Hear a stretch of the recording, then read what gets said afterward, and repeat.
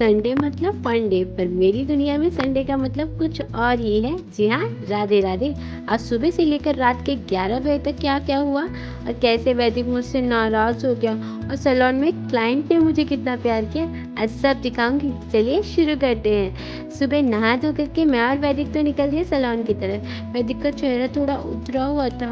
मैंने जब उससे पूछा क्या हुआ, बोलता है मम्मा संडे तो छुट्टी का दिन है ना, तो ट्यूशन क्यों भेज रहे हो। मासूम का ये सवाल सही था, पर पढ़ाई भी तो जरूरी है ना। और इसी तरीके से बात करते करते हम दोनों पहुंच गए सैलून के पास। सैलून में देखा तो पहले से चप्पल बाहर निकली हुई थी, तो मैंने सोचा पता नहीं कौन आया हुआ है, अगर क्लाइंट रहेंगे तो मुझे रुकना पड़ेगा। तो मैं अंदर गई तो मैंने देखा जीनत ऑलरेडी अपना काम कर रही थी। तो वाह, संडे तो लग रहा है संडे जैसा, सच्ची में। तो फिर मैं उसके बाद में मैंने अपना सामान लिया, वैदिक का बैग वगैरह, और उसके बाद में मैं निकल दी वैदिक को लेकर के ट्यूशन की तरफ। ट्यूशन की तरफ जब मैं उसको लेकर के जा रही थी तो उसका मुंह इतना उतर गया था, मुझसे एकदम नाराज़ हो गया था।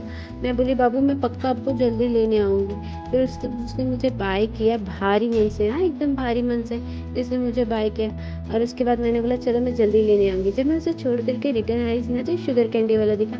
मैंने अपने मन में सोचा वो होता तो पक्का जिद करता। सैलून आकर के मैंने तो फटाफट पूजा की।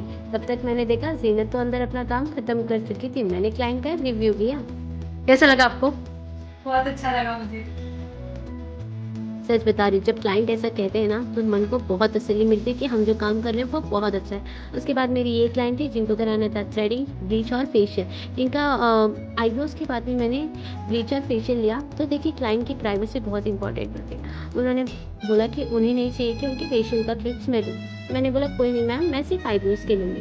उनका आईब्रोज खत्म करने के बाद मेरी ये क्लाइंट थी, इनका आईब्रोज मैं ले रही थी और साथ ही साथ अंदर जीनत फेशियल अटेंड कर रही थी। इनका आईब्रोज खत्म किया, इन्होंने मुझसे दूसरे दिन का अपॉइंटमेंट लिया पेडिक्योर के लिए। मैंने बोला ऑफकोर्स मैम ज़रूर आइए, बस आने से पहले आप मुझे कॉल करके लाइए, क्योंकि कभी क्लाइंट्स जल्दी आ जाते हैं और अगर दूसरा कोई क्लाइंट रहता है उन्हें वेट करना पड़ता है। तो ट्रस्ट में गाइस मुझे बिल्कुल नहीं पसंद आता कि कोई भी आकर के सैलून में वेट करे। उसके बाद मेरी ये क्लाइंट आ गई थी जो अभी 3-4 डेज़ पहले भी आकर के गई थी। उन्होंने कहा कविता लास्ट टाइम आपने इतना अमेजिंग मसाज दिया था ना कि आज मैं खुद को रोक ही नहीं पाई। मैं कब से ट्राई कर रही हूँ घर से निकलने का कि मेरा फटाफट हो जाए, तो मैं जा करके कविता के पास से हेड मसाज करा के आ जाऊँ। उसके बाद में मैंने उनको रिलैक्सिंग मसाज किया। तब तक वैदिक आ गया था। तो वैदिक के आने के बाद का मैंने क्लिप नहीं निकाला है, तो आप सब ये मत सोचिएगा कि मैंने उसे ट्यूशन में ही छोड़ दिया। नहीं, वो आ चुका था, वो अपने नाना नानी के पास था। क्लाइंट को मैंने अच्छे से मसाज करने के बाद में मैंने उनसे थोड़ी बातें की।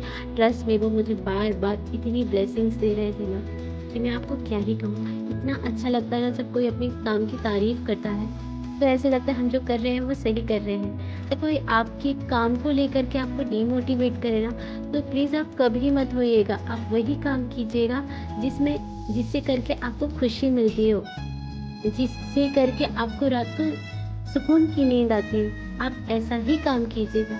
किसी के कहने पे अपना प्रोफ़ेशन मत चेंज कीजिएगा। मुझे तो बहुत लोगों ने डिमोटिवेट किया, पर मैं बार-बार टूटती थी और बार-बार खड़ी हो जाती थी। जैसे अनुपमा में होता है।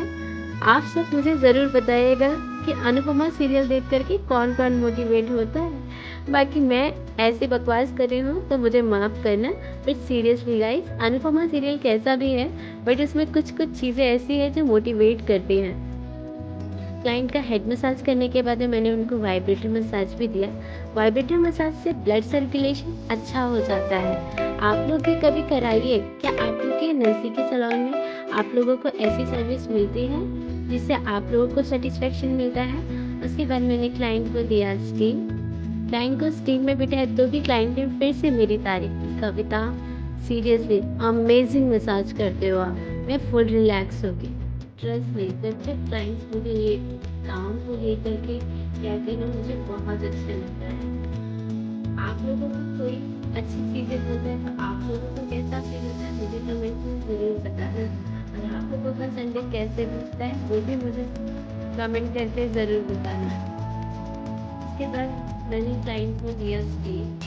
स्टीम भी अपनी हेल्थ के लिए बहुत ज़रूरी है। अगर आप स्टीम नहीं लेते तो ना घर में हॉट टवल जैसा एडजस्ट करें।